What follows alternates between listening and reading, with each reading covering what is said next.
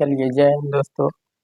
आज हम लोग केंद्रिका को पढ़ेंगे। बताए थे अगले कि हम केंद्रिका अगले जो कोशिकांग होगा वो केंद्रिका को पढ़े। होली हो गए, आप लोग होली मनाए होंगे सही सही खुशी खुशी। जैसे होली का रंग चढ़ाएं, गुलाल चढ़ाएं आप अपने शरीर पे, वैसे ही सफलता का भी गुलेल चढ़ाइए या रंग चढ़ाइए अपने जीवन में, ताकि सफल बने और अपने सपना और माँ बाप के सपना को साकार करिए। बेहतर जिंदगी जीने के प्रयास में दुनिया क्या कहती है इसके पीछे मत भागिए। हम क्या कर सकते हैं, अच्छे काम, उसके पीछे सदैव भागते। दुनिया भोगने वाले हैं, आपके पीछे भोगेंगे। चलिए अब हम लोग पढ़ते हैं। होली था कल, अच्छा से मनाए होंगे, धन्यवाद। अब देखिए केंद्रिका हम लोग पढ़ेंगे, जिसे न्यूक्लियस कहते हैं। अब केंद्रिका क्या होता है? केंद्रक में एक बड़ा और गोलाकार आकृति होता है जो क्रोमोसोम के निकट क्रोमेटिन जालिका के एक निश्चित बिंदु पर होते हैं। इसकी संख्या भी और एक निश्चित बिंदु और विशेष स्थान से जुड़े होते हैं। जिस स्थान से जुड़े होते हैं उसे न्यूक्लियर ऑर्गेनाइजर कहते हैं।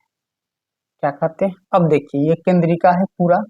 केंद्रिका के अंदर एक गोलाकार ये रचनाएं होती है। ये जिससे जुड़ा हुआ है इसी को न्यूक्लियर ऑर्गेनाइजर कहते हैं। और ये केंद्रिका पूरा हो, इसके अंदर ये क्रोमोसोम है, गुणसूत्र। ये गुणसूत्र से एक निश्चित बिंदु पर है, यानी कि पूरे सटे नहीं रहते, हटे थोड़ा हटे वहां से। और ये केंद्रिका पूरा हो गया, ये केंद्रक हो गया और ये केंद्रिका हो गई। अब चलिए सबसे पहले इसकी जो खोज है फोंटाना, ठीक है ना, फोंटाना नामक वैज्ञानिक ने किया 1781 ईस्वी में। कितने में किए थे? तो 1781 में।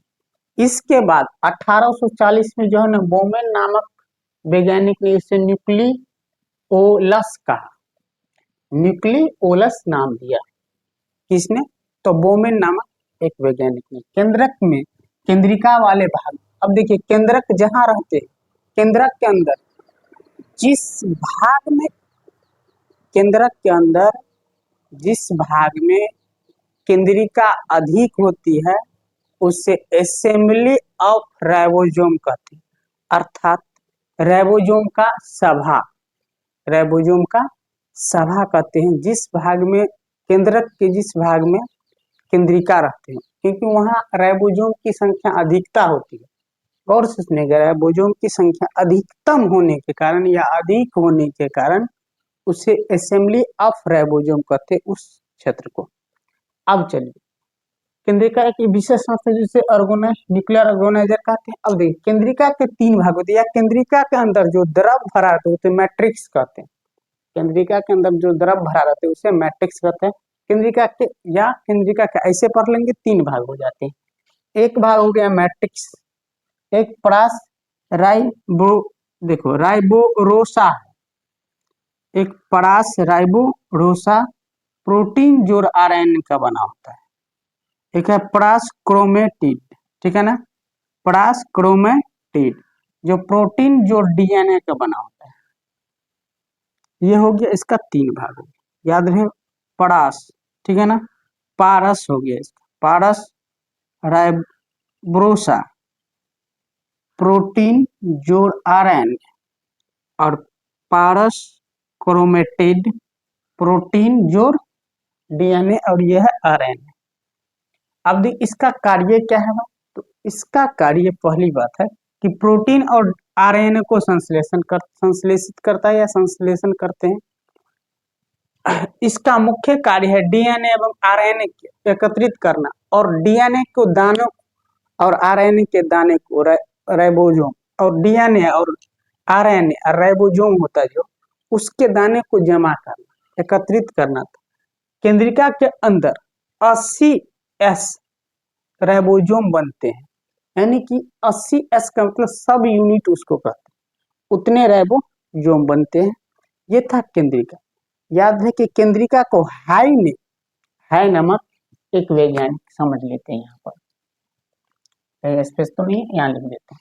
देखिए हाई नामक जो वैज्ञानिक था ना 1968 में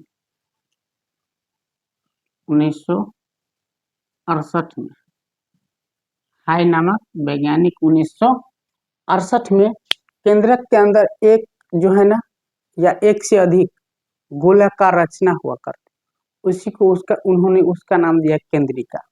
जो कि इंग्लिश नाम किसने दिया? न्यूक्लियोलस किसने नाम दिया? बोमन। और केंद्रिका किसने नाम दिया? तो हाई ने नाम दिया। तो याद रख लीजिए कि पूछेगा केंद्रक किसने, केंद्रिका किसने नाम दिया? तो हाई। न्यूक्लियोस किसने नाम दिया? तो ये बोमन। खोज किसने की? तो फोंटाना। फोंटाना कितने में? 1881 सॉरी 1781 ईस्वी में। नामकरण किसने किया न्यूक्लियोलस का? तो 1840 में बोमेन ने की। तो ये थे। इस प्रकार से पढ़ते रहिए। पढ़ाई के बीच कोई भी चीज को आने मत दीजिए, चाहे कोई भी हो। जब पढ़ाई आपका चालू हो उस वक्त कभी भी ये नहीं कि वो काम करेंगे, यहाँ जाएंगे, घूमेंगे फिरेंगे, ये सब नहीं। कभी भी अगर कोई फंक्शन भी रहे तो उससे हट के रहना चाहिए कि विद्यार्थी जीवन एक तपस्वी का जीवन होता है। एक ये भी याद रखिए। दूसरी बात ये भी समझ लीजिए कि जब तक विद्यार्थी पढ़ाई ही एक ऐसा काम है जहाँ आपको सब कुछ फ्री में मिलता है। खाना पीना घर की तरफ से मिलती है, गार्जियन देते हैं, लेकिन आपको नहीं ना कोई बिल चुकाना पड़ता है। खाना पीना कपड़ा समय समय पर पैसा।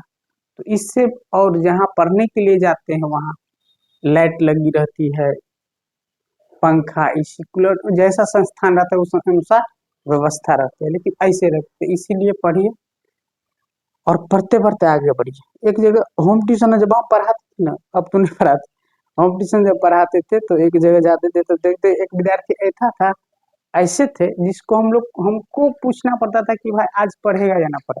क्योंकि जब जाते थे ना तो जानते थे कहीं घूमने गया है, कहीं फिरने, कहीं लड़की थी, कहीं इस साथी से मिलना गया है, कहीं इस साथी से मिलना गया है। एक दिन तो हद हो गया कि यार पढ़ने का उसका वक्त हुआ तो एक आदमी के यहाँ गए मिलने के लिए, मैंने तैयार होता हमको बोला खेत जा रहे हैं उनकी काम करें, बोले कि चलो भाई काम। वो चला गया किसी के यहाँ मिलने के लिए। हम जब रास्ते में देखे तो भाई तू जा रही कहीं और रेड माने कि कपड़ा उपड़ा पहन के, तब पता लगा कि फलना वहां जगह जा। तो ऐसा विद्यार्थी मत बनिए कि पढ़ाई के वक्त में बोलोगे, तो पढ़ाई वक्त में नहीं जाना। कहीं जाना है केवल पढ़ना और मन लगा के पढ़ना। अगला चीज केंद्रीय के रिलेटेड जो है ना एंडोपाइनरी रेटिकुलम पर है, केंद्रिका पर है। अब केंद्र के अंदर रिलेटेड क्या रहता है?